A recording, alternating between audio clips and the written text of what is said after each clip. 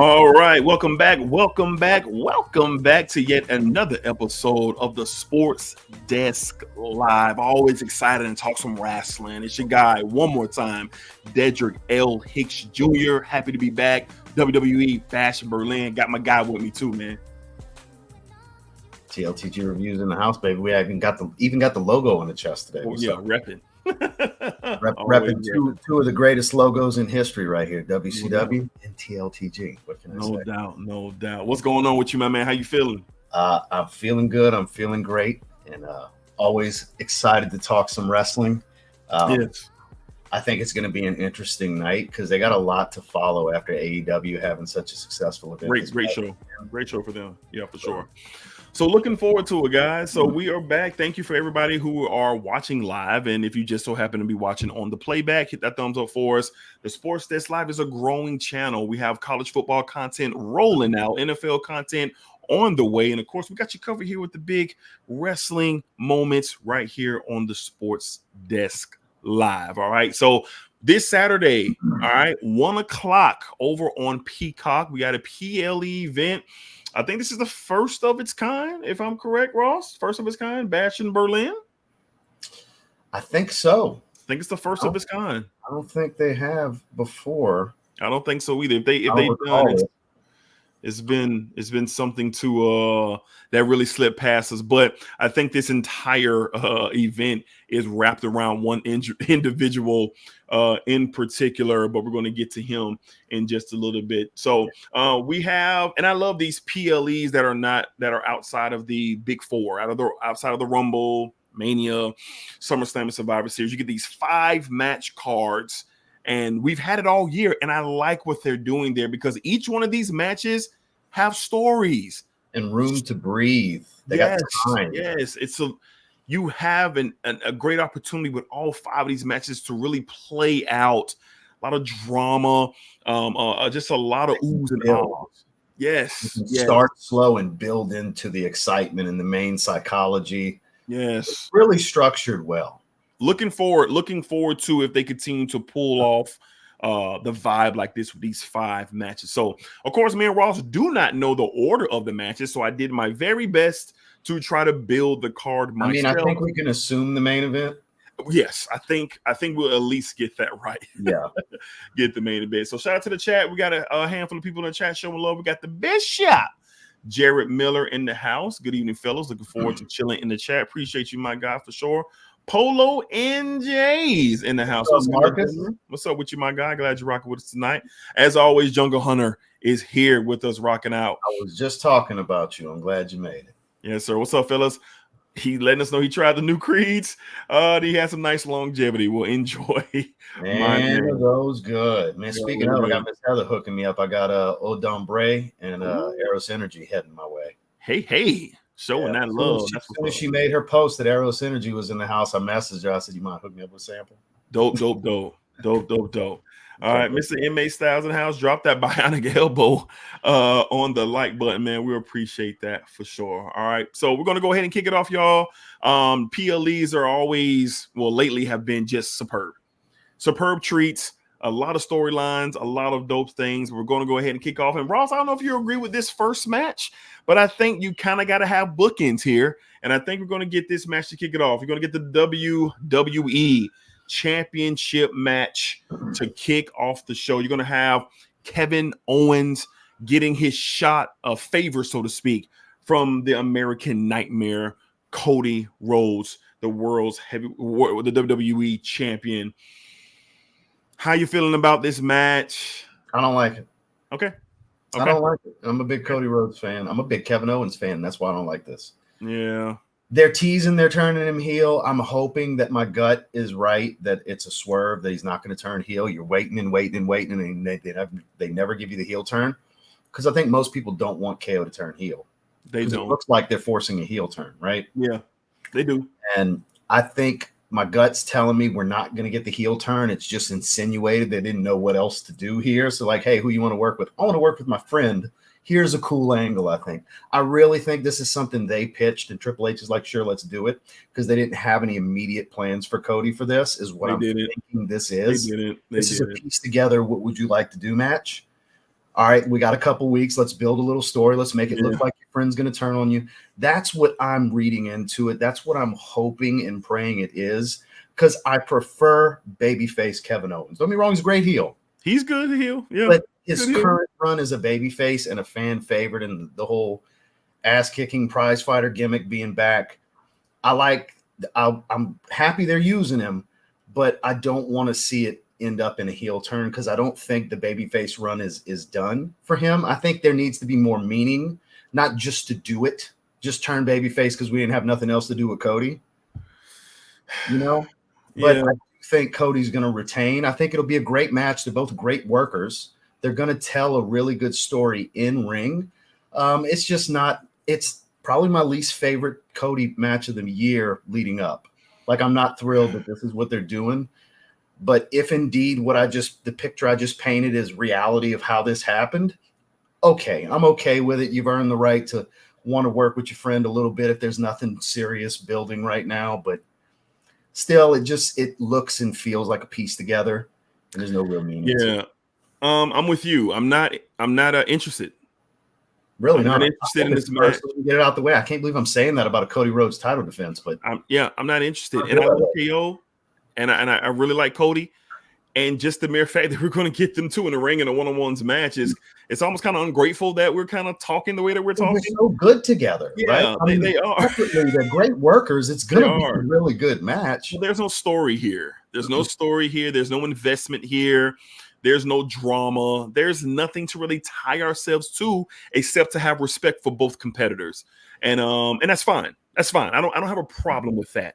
But I think Cody retains here. I think Kevin goes on a couple of runs in the match, and I think I can see what they're doing with Kevin. So follow me, Ross. I think when Kevin loses this match, I think he starts the whole second guessing character thing. I think he starts to kind of get in his head, unsure about himself.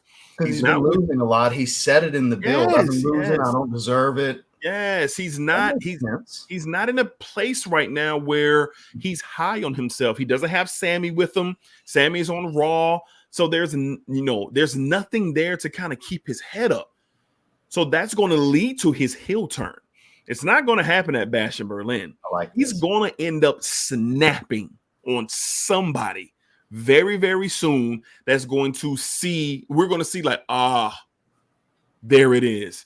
We can now piece it together. So that's what I think this is. I think he gets to an opportunity to face Cody like he's at. He loses, and then the mind games. The seed plant for the heel turn.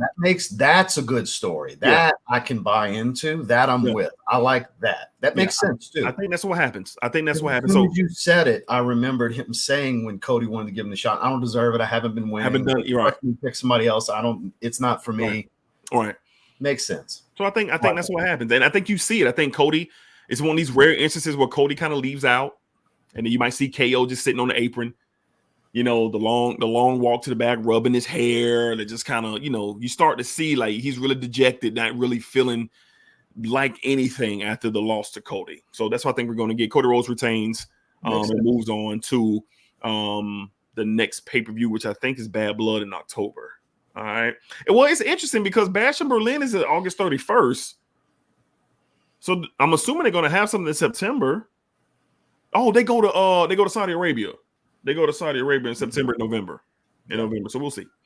All right, up next. Now, this, I must say, I did not see a story of such really coming out of this matchup, but you got the Women's Tag Team Championships on the line here. Really shocked and surprised that they were able to do something here with this story. Of course, the featured performance here of Jade and Super Bianca, and they lost these titles. And I forget the tag team name off the top of my head. Unholy Union. That's what it is.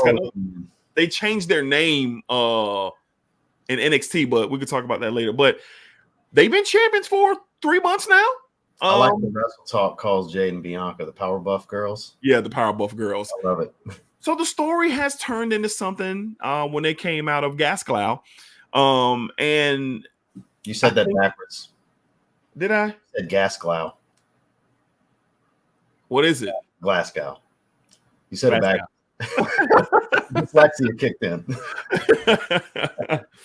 So the storyline, Ross, how are you feeling? What are you thinking with this match? Is Bianca and Jade, do they get the belts back? I think it's one of two things. It's either this is the beginning of the cracks and they don't. And because it's so obvious that they should squash these girls because they didn't even get pinned to lose the titles. Like they protected them in the finish for the belt swap in the first place. They did.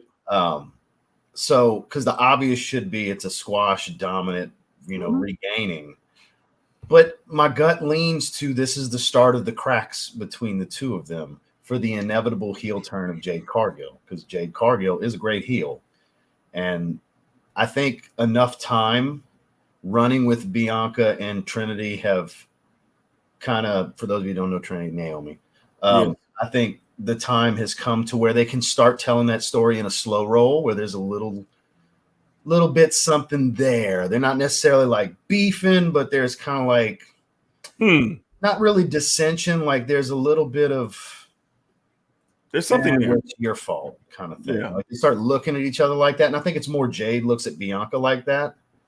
Kind of an entitlement thing, or they retain and it's not time for the cracks in the relationship. It's going to be one of the two.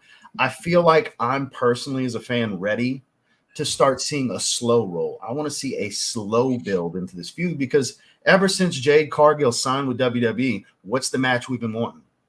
Her and Bianca. It's the match. It is the first real feud for Jade. With the real, I mean, we call her Super Bianca for a reason because she can do it all. Bianca really is a mega star talent. She can. She is the total package, and add a few stats on bonus stats to each of her attributes. She's that good. So I think if there's anybody that can make Jade look like a mega star talent in the ring, it's Bianca Belair. So I'm selfishly ready to start telling that story. So I don't feel like I'm necessarily jumping the gun at this point because it depends on where they want to finish this story. If they want to finish this story at Mania, maybe they need to hold off a little bit longer, really. But it depends because they could slow roll it enough. Even with the belts getting put back on them, it still could happen. It all depends on how this match plays out. But my gut's telling me the first crack is in this match. Yeah, I'm with you. I think they win, and I think they win the titles back. But I also think you're going to start to see the little seeds that are planted with this happening. I think they're going to hold off on this until you actually see them throw blows at each other in the Royal Rumble. That's when I think you're going to get a scenario like Hogan versus Warrior when they were in the Rumble and you got the super, I forgot what Gorilla Monsoon called the supernatural versus the immovable object. And it's going to be them two in the ring in the Rumble. And then somebody, and it's going to be Jade. Jade's going to be like, no, I'm her. I'm her. And then I think it's going to actually start there. But then the playout is going to be, in my mind, Bianca's going to think that it's all good. It was friendly competition. It was like, hey, I got the best of you. Like Bianca probably will eliminate Jade. And that's when it's going to happen. And see, I was feeling the other way with the Rumble story where it's because the attitude, that's where the attitude can really show with Jade. And after it's like you said with Bianca, it's like, oh, it's just competition. Every woman for herself. I get it. But the attitude is still there because Jade has a serious attitude. Like I said, great heel. Yes. Very entitled, self-absorbed heel. That is Jade Cargill's character. I'm with you on that because they already teased this from the start when she debuted in the Rumble. Yeah, with the stare down, gorilla press slam, the stare down. They dropped them behind each other without taking the stare off each other. Yeah, didn't think they were going to put them in a tag team. It made sense. Yeah, but at the time, it was like, oh, buddy, they're starting right away with this feud. No, it was just a seed for later. It's great storytelling here, and it's going to be a year in the making. Yeah. Because I think they keep the tag titles up until some point in time where Jade's going to walk out on Bianca. And I think that it's going to be in a match versus whoever, and Jade's going to walk out or she's going to turn on her. And you're going to see Bianca take a pin. And I think you have to see one of their shoulders pinned to the ground, to the mat. I don't think it can happen again in like a triple threat. It can't. It's someone, they have to lose. And it has to be because of the others. And I think the seeds get planted here, but they win. So it's going to be kind of hard to tell, but pay attention to Jade Cargill when they win. Look at the entrances. Who comes out first all the time? Bianca. Who comes? So does Jade want to do her pose a little bit longer before Bianca carries the torch to the ring? Just pay attention to that. Pay attention to that. But we think what they call them, the Power Buff Girls? The Power Buff Girls, yeah. They win the titles, and we keep getting some good stories. All right, up next, look, I'm very, very looking forward to this matchup. I think it's going to be ultra entertaining here. Oh, that's my match of the night too. I was hoping that's what you were alluding to. Yes. I am looking forward to the Terror Twins. Me too. Damian Priest and this is going to be sports entertainment right here. Yes, because of Dominic Mysterio. Yes, looking forward to Rhea and Priest versus Liv and Dominic. And I must say, Ross, this has been the most fun storyline in WWE for a little while now. And with coming off of SummerSlam to where we are now, Judgment Day is completely new. It has imploded. The Terror Twins are doing their thing. I really look forward to seeing, like you said, Dominic Mysterio in this spot, because the other three are already proven. These are world champions. The Rhea and Priest and Liv, they know what to do.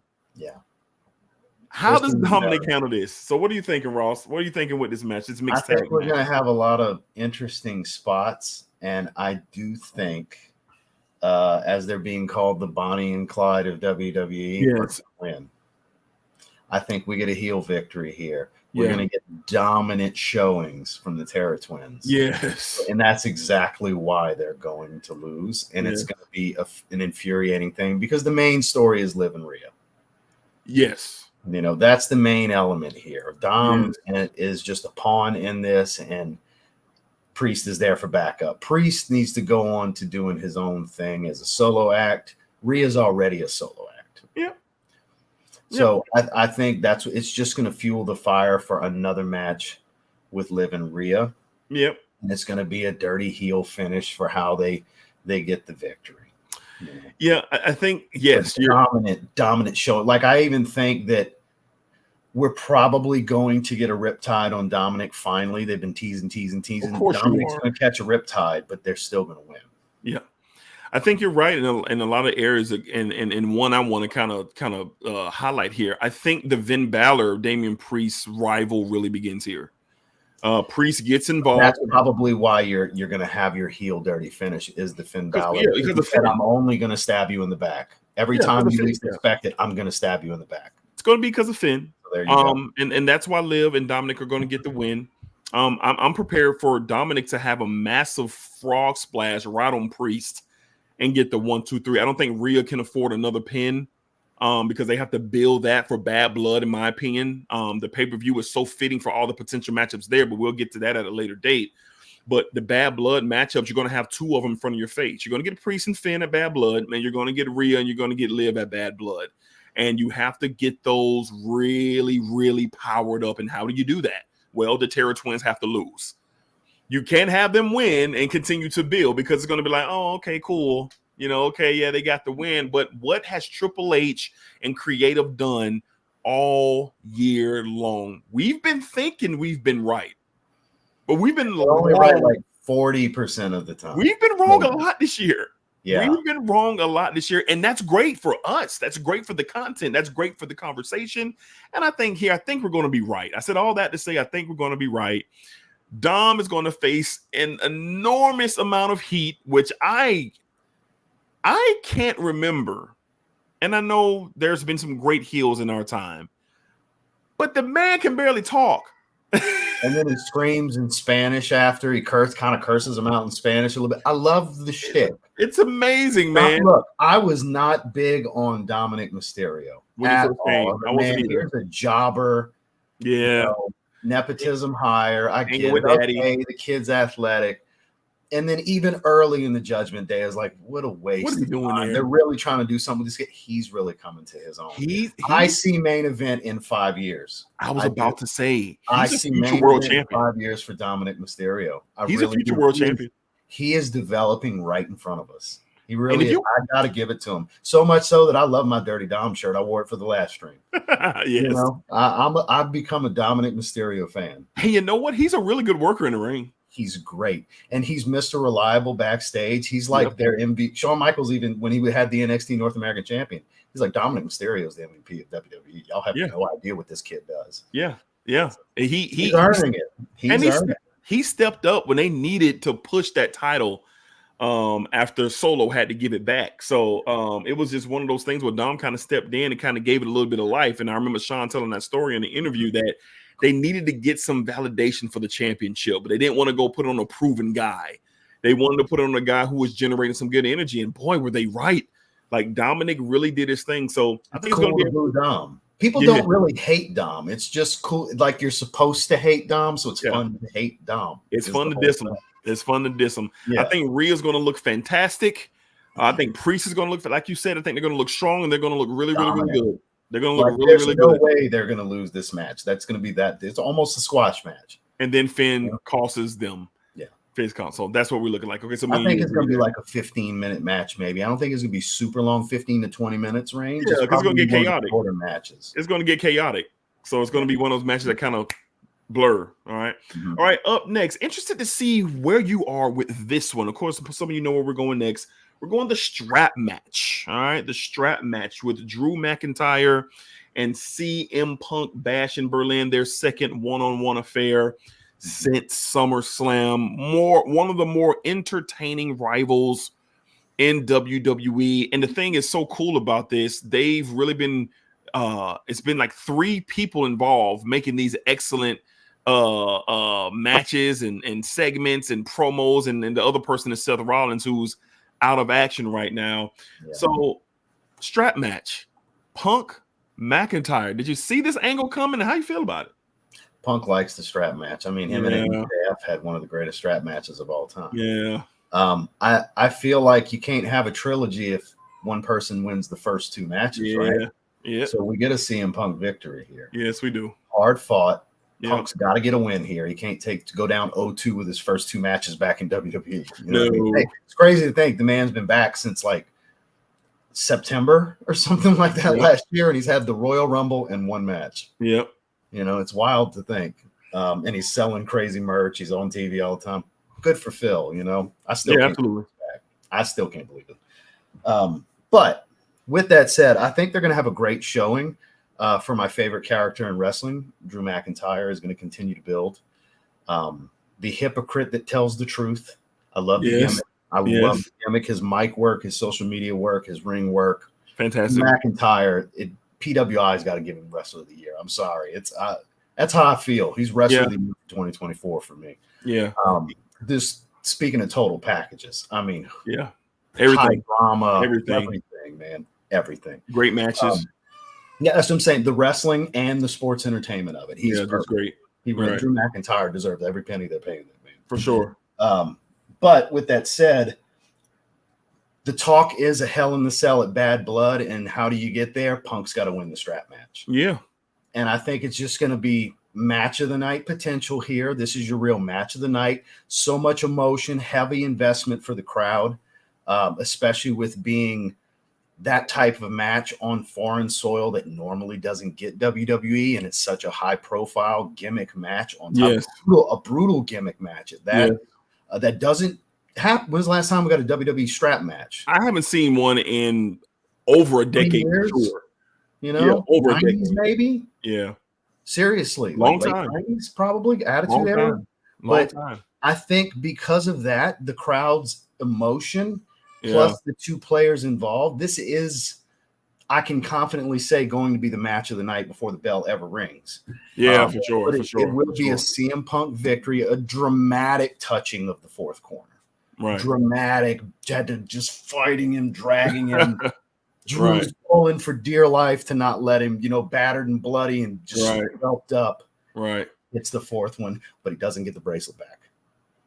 He doesn't. He does not get the friendship bracelet back with AJ and Larry's name on it. I think that it's going to have a lot of drama. Mm-hmm. I think that this is going to be a lot of drama here, and I think it's going to be a long match. I think this is going to be the longest match on the card, because just the drama with Phil and with Drew. So yes, Bad Blood is where this rivalry will culminate here. Culminate with at Hell in a Cell. I mean, we can all see it coming. So Punk has to win. Yeah. He has to win, and It's he the will perfect, win. that pay-per-view name's coming back for their show, for their rivalry, their story. That's just what I believe. Man, it's the perfect old pay-per-view name to bring back. Bad Blood for their story. Yeah, but that card in itself is going to be wicked. It's going to be wicked, but we'll get into that with the potential matchups there for Bad Blood. So CM Punk wins, dramatic match. No, he doesn't get the bracelet back. I could even see them doing something with a bracelet, probably hangs from a rope or something like that in the cell. Or, Drew does something just so out. And shout out to CM Punk for being live on Instagram underneath the ring. He sure was. See, they really do give these guys a lot more free reign. It's great. It was so good. It was so good. So I think this is some of Punk's best work too. Yeah, I think this is some of his best work. And clearly this is Drew's. You can tell Punk is invested. He cares. He really wants to do his best. You can tell. You could tell he knows that. I think he's figured out, like, look, I got a purpose here, man. He could do something long term if he really devotes himself to WWE, because he really wants to take over for Shawn, from what I understand. I think he will. I think cards. And I think when the mature factor and all that comes into place, and Punk's been through a lot of things, a lot of issues and stuff like that. And I think he's in the sweet spot here. Him with what he went through over at AEW. Yeah. I do. For sure. They never wanted his ass. Tony Khan was the only person that wanted, and a couple others. But as far as the Bucks, the locker room didn't want him. His ass there. The locker room didn't want him at all. But it's going to be a great match. Punk gets the win, setting up for the trilogy match in Atlanta at Bad Blood. All right, let's get to the creme de la creme. Let's get to the beef and potatoes, so to speak, of this card. This entire pay-per-view is centered around that man on the left holding that world's heavyweight championship. It is the Green General, the King General, Gunther, defending the world's heavyweight championship against one of the best of ever, one of the greatest of all time, from top to bottom. Who has a more decorated career than the legend killer, Randy Orton? The Viper, will he strike and win his record-tying 16th world? No, it'd be 15. I thought he was 15 already. He's 14. That's John. John has 15. John 16. Right. So will he strike and win his 15th world championship? Not a chance. Not a chance. This could be anywhere, and he's not winning this title. They're not taking this belt off this man already, let alone close as he can get to home for a PLE. This is not exactly home, but it's as close as he's getting. Close as he'll be. It's close as he'll be. So, yeah. And it's going to be a strong showing. Randy's going to look like everything he's always been. There was a time in prime Randy Orton when I just thought he was the best in the business. Of course. Him and AJ Styles. That was during AJ Styles' prime, too. Like him and AJ. That was the two best in the world to me. I agree. And I think he's still got it. His timing is impeccable. His timing's that's where they call him a natural. His timing is far above most. Yes. Even now, even 20 years into his career. I agree. He's going to make Gunther look like more of a star than he's ever looked in any other match, because he's worked greats, but this dude's really great. Yeah, they had the King of the Ring match, but I think now that they've spent a little time in the ring together and learned each other a bit, this is going to be that much better. Yep. And I think this is going to be one of the best matches, if not the best. The best match, yes. To date for Gunther. Yes, for sure. Man, I'm trying to be open-minded. Good luck. Because I'm not. They've been curving us, man. But the reason I feel they won't curve us because they didn't curve us with Cody and Solo. No. They didn't do it. You sold me on that story. Man. You told me for the booking. I was like, oh, that's it. That's what I want to see. Yes. I totally changed what I said. It looked like it was going that way at SummerSlam. Like, oh, wow, they're going to do this. Like, Cody's going to drop the belt. And then, of course, we've seen what happened with Roman Reigns returning. Wrong. But yeah, and I'm glad that we were, because it was an awesome moment. Yeah. But with here, I think that Gunther he is primed to be the next brilliant superstar in this business. He has it all. He has it all. His just his aura in the ring. You can tell he's special. The way he performs in the ring is special. His mic skills, his character in itself is so prestigious. He's like a lot of people in one. He's like William Regal and Ric Flair and a lot of different just people in one. He's just so many things. And you look at him, you're like, this man has opportunity to be the GOAT one day. That's how I view Gunther. He has the opportunity to be the GOAT one day. Well, the best part is he's very old school in his style. Yes. Very strike hard, stiff hitting, technical, not flashy. Yeah, and it's a modern feel. Tights and boots, elbow pads, knee pads, go to work. Very old school. It's a modern feel. It's like a modern twist, like the way he dresses, like the hair, like everything. He has that modern twist. He looks like he wears Tom Ford ombre leather every day. That's what that's what he looks like, just with what he dresses like. So I think Gunther's going to be on display, and not to shortchange Randy Orton at all. But honestly, truthfully speaking, I had a hard time getting on board for this because you're wasting Randy here. I agree. You're not making it believable that he's going to win another world title if you give him opportunities and he just loses. So we know what's on the horizon. At least we think we know potentially for Randy. But here's where the seed gets planted for that. So follow me here, Ross. You know how I get. Randy's going to lose. Gunther's going to have his celebration. Randy's going to go back to SmackDown. And guess who's going to be waiting for him, being Mr. Nice Guy, patting him on the back, saying, hey, you gave it all you had, man. You gave it all you had. Kind of poking the bear like, pretty much, you're done, bro. You're done. Like, Randy Orton's going to be that figure for Cody Rhodes, and Cody's not going to mean to do it, but he's trying to be a friend. And then Randy's going to start to get a little bit more irritated that this kid that I brought up, Cody Rhodes, is telling me that I'm done. We've been waiting for this story, though. Huh? We've been waiting for this story. Yes. So I think the seed starts here with Randy losing, him going back to SmackDown on Friday night, and then you're going to start to see the Viper start to coil to strike because the turn is coming for Orton. Yeah. It's coming, and it's going to be nasty. It's going to be brutal. It's going to be one of those ones where we're going to be reminded, yo, that's Randy Orton. Because let's be real. Since Orton's been back from War Games, we're glad he's back. It's good to see him. He's healthy. He's in the ring. It's great to see him. He's a legend. But he's a natural dick.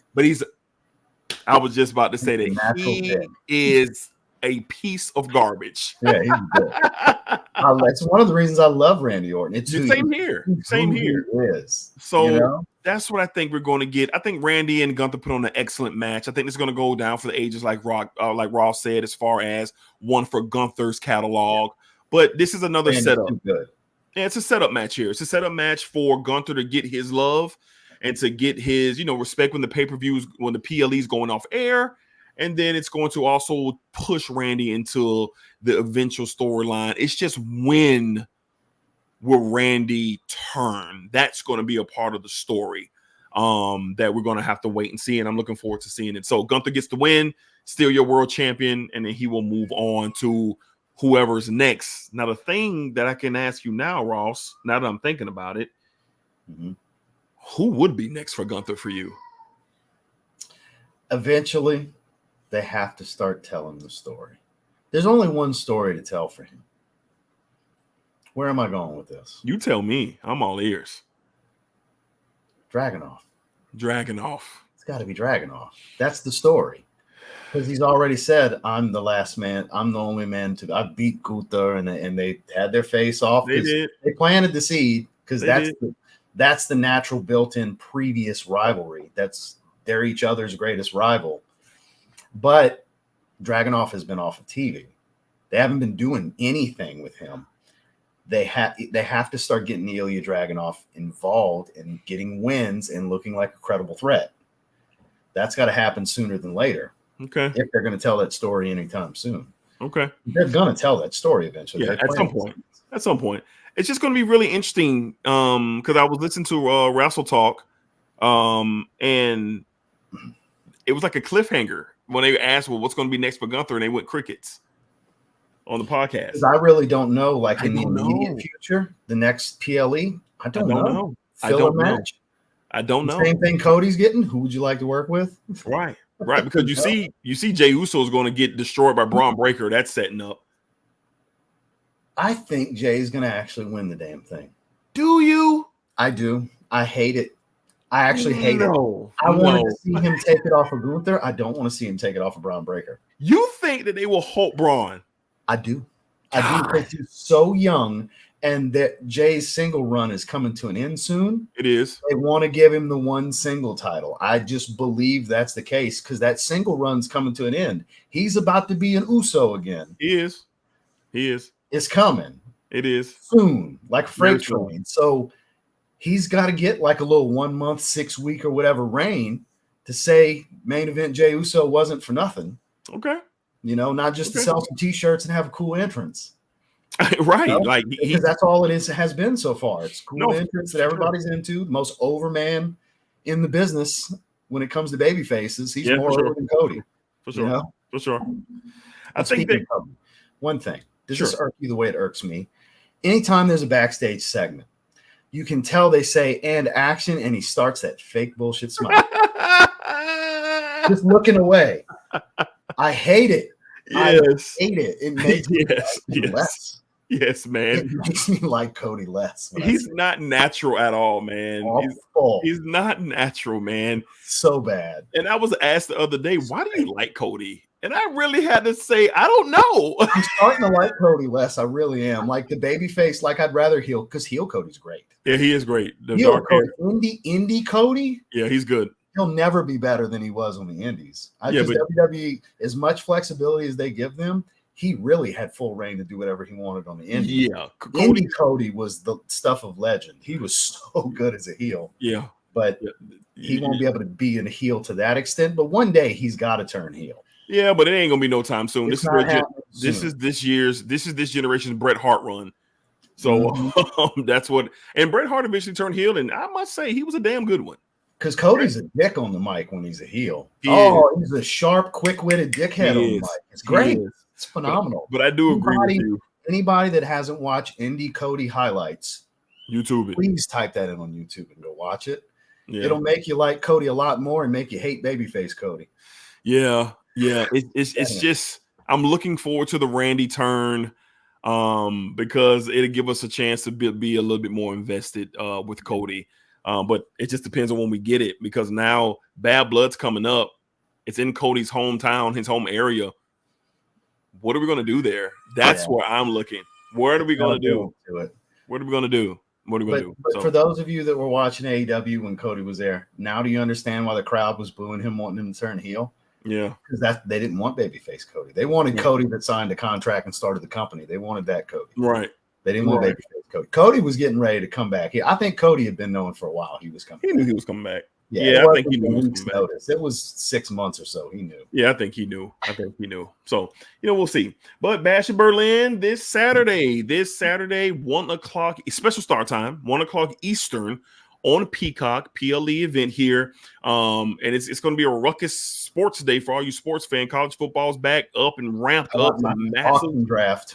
So I won't be watching Bash in Berlin until later that night. Much later. Okay, so I won't text you at all. Yeah, I got an auction draft. I'll be in Louisiana. We switching to an auction style for our redraft this year. 10-4. So it's going to be an action-packed sports day for all you sports fans out there. A lot of great college football matchups. Bash at Berlin. So make sure you stay tuned and have a good time. And don't worry, me and Ross are still going to try to put our heads together and give you all this top 10 to 15 list. One day. One day we're going to do it. We've been talking about it for 6 months. Yes, we have. And we're going to do it. I promise y'all. We're going to lock a date in, and we're going to give you guys our top 15 wrestlers of all time and have a lot of fun on that show for sure. Okay? It's going to be a debate show, basically. Pretty much. We're not going to tell each other what's what until no. It's going to be like breaking news each time we go 15, We're gonna shock 14, each other 13. with some picks, I'm sure. Right. So it's going to be fun. So y'all stay tuned for that. I promise you it is on the way. All right. So thank you guys for watching, man. These PLEs have been awesome. Triple H and the creative team have been on a massive run. And we are, believe it or not, y'all, we're in the fourth quarter coming up. The fourth quarter is coming up, and y'all know what the fourth quarter brings and what it's setting up for. It's setting up for the first quarter again, and we know it's waiting for us there with the Rumble, and it's almost time for Mania again. And like, I think this is going to be the year where the road to WrestleMania no longer starts at the Royal Rumble. I agree. I think the stories start getting told in the holiday season. Yes. The biggest stories, the biggest one or two, start then. I think they start Survivor Series, honestly. Even like prime example, we talked about Bianca and Jade. If we really do get that first crack, that's starting to tell a Mania story. Yeah. In September. Yeah. I think August. Yeah. And Triple H, he's always said it. Even in his documentaries, he has several documentaries that you can watch, but he's always said he's been a fan of the stories. He's been a fan of those intricate details that make up these masterpiece of stories. Like, and it's been awesome. I think one of the greatest stories ever told was Roman and Cody. Like, you're talking two different galaxies that end up cold, like just like getting to where they got at WrestleMania 40 this year, or 41, or whatever it was. And it was beautiful to see. It was beautiful to see how that story ended. You know what I mean? How it ended, or did it end? Cody did lose his shine after he won. Of course. I gotta say, he's better at the face.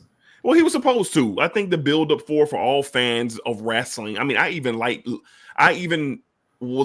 had sympathy and empathy for Cody when he won the title. And I'm a Roman guy. Like I'm a Roman guy, and I would have not been mad if Roman would have retained the title. I would not. But I would have been surprised. But I understand it. I was expecting it. I understand. It's the biggest story in wrestling, God, like in a long time. So yeah, so the storytelling's great. We'll see what happens at Bash at Berlin. Ross, any final remarks before we get out of here, man? Final boss coming soon. Ooh-wee. Yes, sir. That story's picking back up soon. Yes, it will. He's gonna get Cody before he gets Roman. Yes, he will. Yes, and he will. We've talked about that. We think that's who's taking the belt off Cody. We're gonna see. That's who's taking the belt off Cody. We're gonna see. I have so many theories. Yeah. Oh yeah. But we are going to get into it. It does. Sense. Yeah. It does. It does, because I'll leave y'all with this. The one thing that we thought we were getting that we didn't get, we're going to get it for a present this year. So think about that. Think about that. All right, guys. Y'all have a great weekend. Enjoy yourselves. Be safe out there. Enjoy Bash of Berlin. Enjoy your college football. Sports That's Live. We're running up the content. We got college football shows all week, the rest of the week. So tap in if you're a college football fan. And as we tap into the NFL season next week, we have everything covered. We got a preview show coming. We got week 1 predictions. We got some fantasy stuff. We got some betting stuff with Prize Picks and DraftKings. So keep it locked here, guys, for all your football needs, and looking forward to having you guys. All right. So until next time, be cool, be safe, take care of yourselves, enjoy, have a great week. Peace, y'all. And when you're FWO, you thought I was going. Yeah, FWO for life. For life. For life. For life. For life.